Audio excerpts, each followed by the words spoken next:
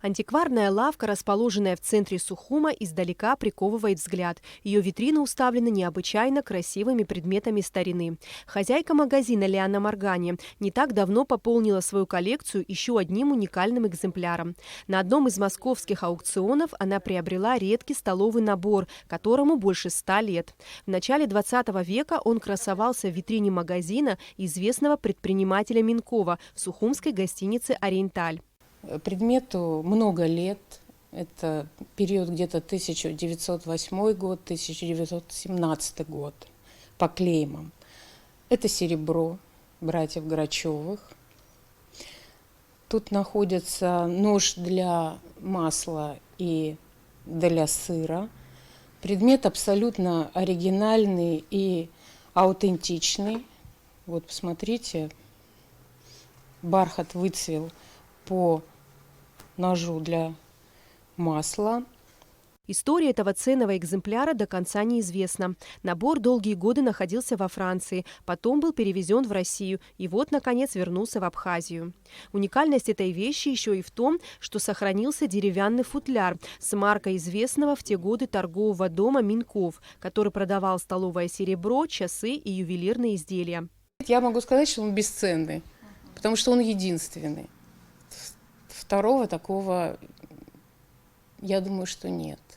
Вот так, чтобы сохранить упаковку и в таком состоянии, конечно, можно в интернете найти серебро братьев Грачевых. Я думаю, легко можно найти.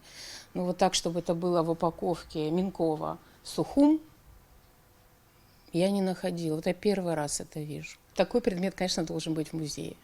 Это история нашего города. Первым уникальную находку обнаружил коллекционер Ибрагим Чкадуа, который также увлекается предметами старины. Я часто на аукционных сайтах бываю, вообще на антикварных сайтах бываю, ищу карты, я коллекционирую карты географические, политические с Абхазией. И когда что-то есть с Абхазией, тоже вот заодно смотрю, увидел этот лот и сразу вот Ляне сообщил.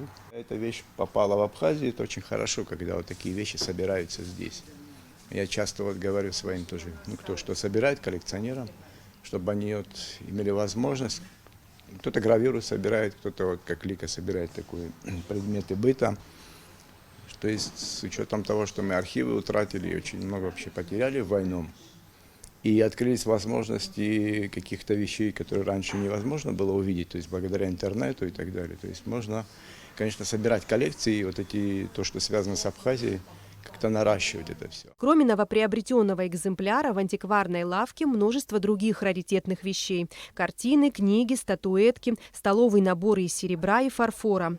Уникальная работа известного французского художника Фердинанда Перро «Сенная площадь» – одна из 3 сохранившихся литографий из серии «Виды Санкт-Петербурга». По приказу Николая I был приглашен Николай Перро, известный художник, французский маринист. Ему были заказаны литографические виды Санкт-Петербурга в 1840 году.